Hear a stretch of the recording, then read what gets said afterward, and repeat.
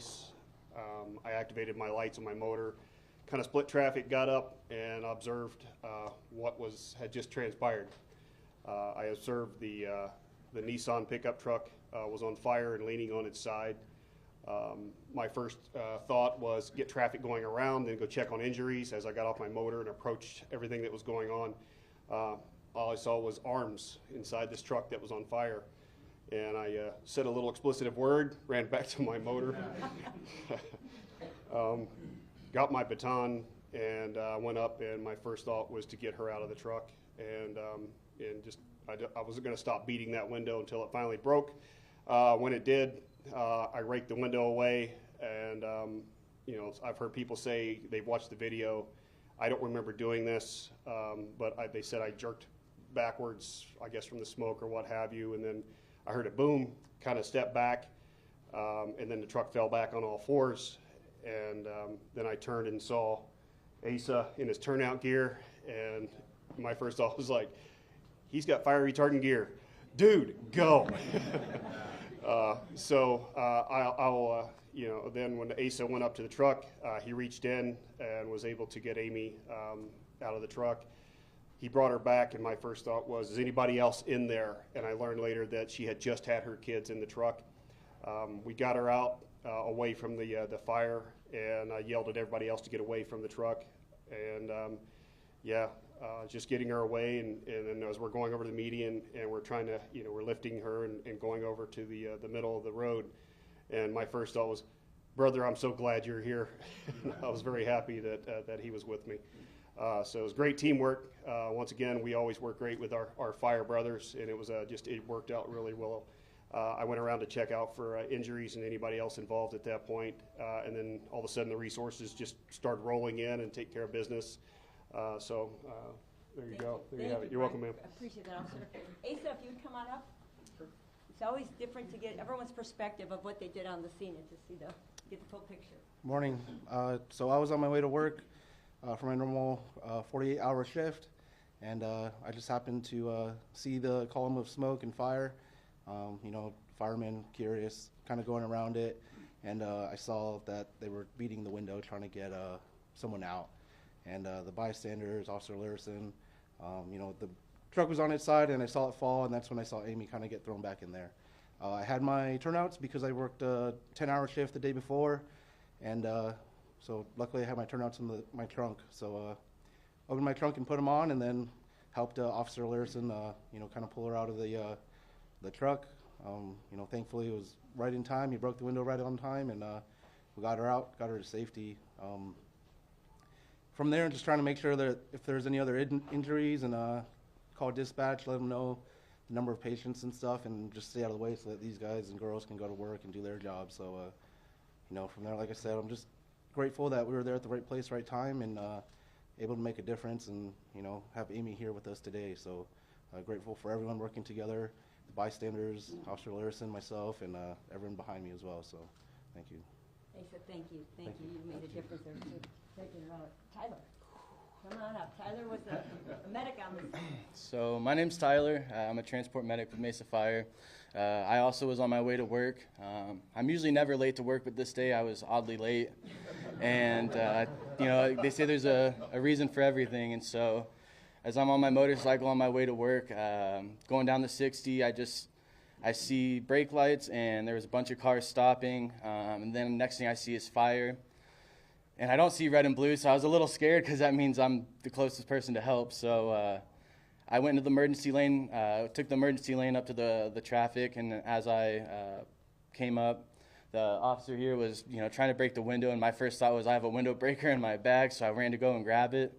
As I was coming back, they already got her out, pulled her to the side of the road, and then I just asked Asa if there was anything they needed.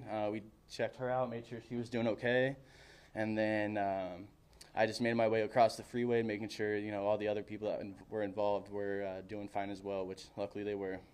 And then these guys came, and as soon as they were there, I was like, well, it's time for me to get to work, so headed right back to work. So, yeah.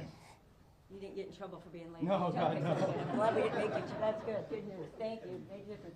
Then the captain from 205, or 222, Yep. and 222. Then the crews arrived on the scene. Yeah, good morning. My name is Greg. I'm Captain on Engine 222, one of the responding units. 205 was, we were kind of just tandem going down the freeway, trying to get through the traffic. So we were first on scene as a pair, and then a lot of fire. The vehicle was full involved. So worked with 205 to make sure we had enough water to tag up our supplies for the trucks. And we just kind of just did what we do every day on those types of calls. These guys did flawless work. We had one team going in for fire attack, 205, and then we were assigned, 22 was assigned for triage and treatment, which there was several vehicles scattered along the freeway. So we tried to, get a good picture of what we had and how many patients we had total, which there was a number of them. And I didn't see Amy initially. She was with the DPS officer. So when we kind of made a full circle back around, I saw her standing there on her phone and pretty frantic as expected. So we quickly, the AMBO arrived at the same time. So with this type of event, with smoke inhalation, we don't mess around. It's time, seconds matter. So we get her in the back of the ambulance, and I fully expected her to be in more critical condition than she was. And just taking a look at her, it was amazing how she escaped that vehicle with minor injuries. So very glad to see that. We left the scene pretty quick, get to the hospital, and these crews did all the hard work getting that car fire out, and there was a few other patients that were minor injuries as well that they took care of. So these guys did a great job. Thank you. Appreciate that. Thank you so much.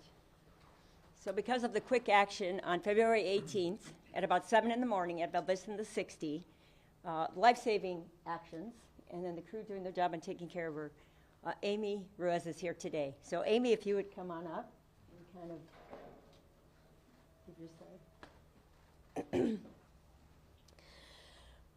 I seriously can't believe it's already been a week since that accident. I still think about it every second of my day, but I also think about how lucky I am to be here to tell the story still. And I'm really grateful for everybody that stepped in, especially Officer Larison, Asa, and all the firefighters, ambulance, everybody that stood by my side during the whole thing. It's truly been life-changing, but I guess you could say in a weird way. But I'm so thankful to be here. I really would like to move on from the nightmare. I've got a long, long journey ahead of me of healing mentally and physically. But I'm ready. I'm ready to move on from this and just be stronger than I ever was and just be strong through this whole thing. And I just thank everybody, every single one of you guys, everybody behind me, everybody that stood by, the Good Samaritans, everybody. I seriously still can't believe it, that I'm still here.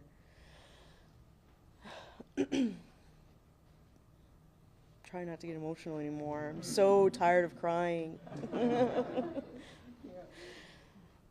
Thank you guys so much, and thank you guys so much for everything you guys have done for me and for saving my life. Again, thank you, and for staying by my side during the whole thing. Thank you, thank you, thank you.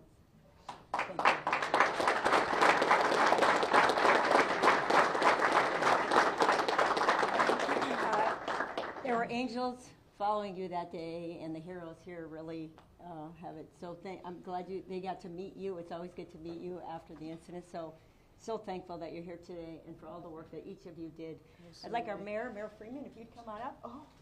This is our mayor for the city of Mesa. Just to say a few words. Mayor Freeman. Stand right here with me. You bet. This will right. So you never know in a morning what your actions are going to be like. I'm a retired Mesa Fire Paramedic captain, did that for over 3 decades, and I just appreciate the life-saving actions of the crews.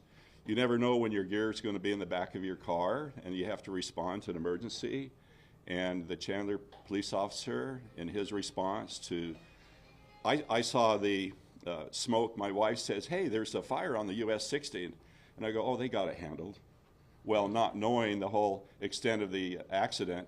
And so I'd like to thank our first responders to get Amy out of the car and then check her out physically. And then there's some mental health healing here going on that she needs to resolve, but we're here to support her, and we appreciate her and all that she's doing. So, and again, my kudos to the responding crews. Appreciate that. So with that, thank you. Thank you. Thank you.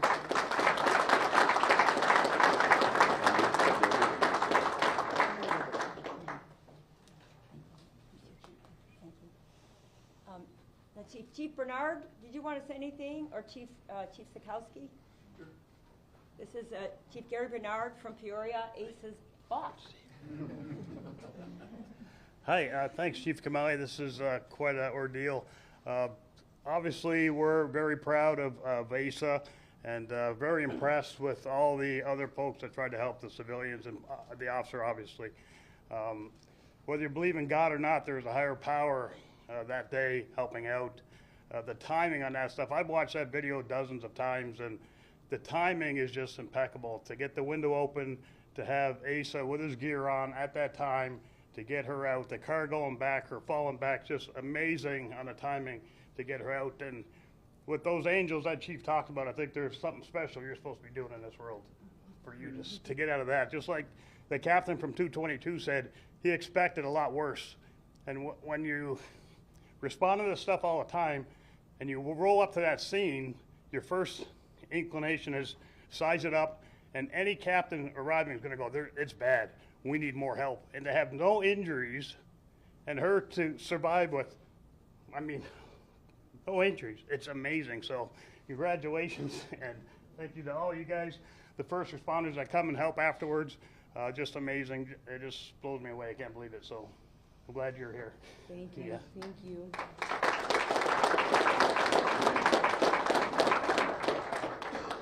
And Chief Sikowski, Assistant Chief for Chandler PD. Good morning. My name is Jason Sikowski. I'm the Operations Assistant Chief at Chandler PD. Again, I want to thank our friends in the fire service, certainly Officer Larison, Amy. Thank you. Thank you for being here and certainly recognizing all of these folks. I remember getting the call this morning from Brian's commander saying that Brian had just pulled somebody out of a car on the US 60 that had been in a serious wreck, and my first thought was, why is he on the 60 headed to Chandler? But as Brian said, he was about to go do some traffic enforcement in the north side of the city.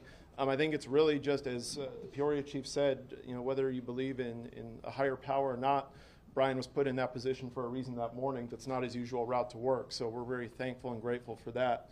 I think it's also a testament as you hear the stories of the fire crews, the other civilian bystanders that stepped up to help out that day. It's a testament to not only the culture of public safety in Arizona, but certainly the people that live in our great state, and how everybody is willing to step up in a time of need. So again, kudos to everyone that was involved that day. Certainly, Amy, we're blessed and very happy that you are doing well, and you certainly have a journey ahead of you. But kudos to all of you, so thank you very much.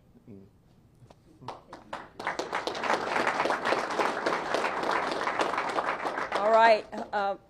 It's a good reminder to us. Every day, we never know what we're going to be faced with each and every day. And to be prepared and be ready in this job, and what you all did that morning made a difference. And like you heard from the chiefs prior, thank you. Thank you, thank you. We can't thank you enough. And Amy, we wish you the very best, and know that, like they said, you're here for a reason. But thank you all for being here. We're going to give them certificates, pass out certificates for them, and then, so thank you all for coming. We appreciate it, and congratulations.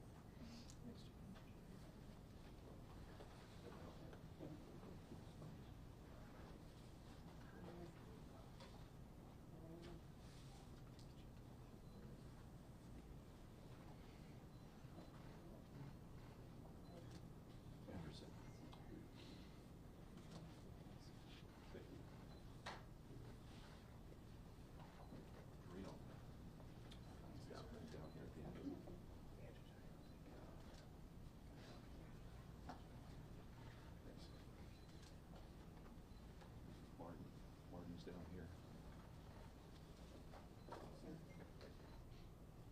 That's not Brett, Captain. You're right here in the picture. Here. Okay.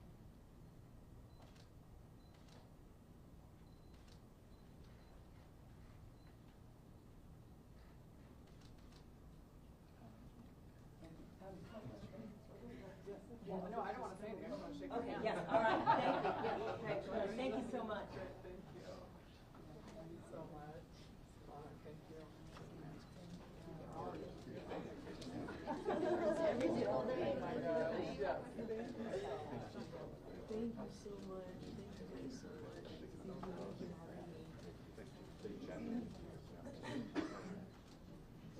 Hi, I know you. All right, thank you all very much. You don't hear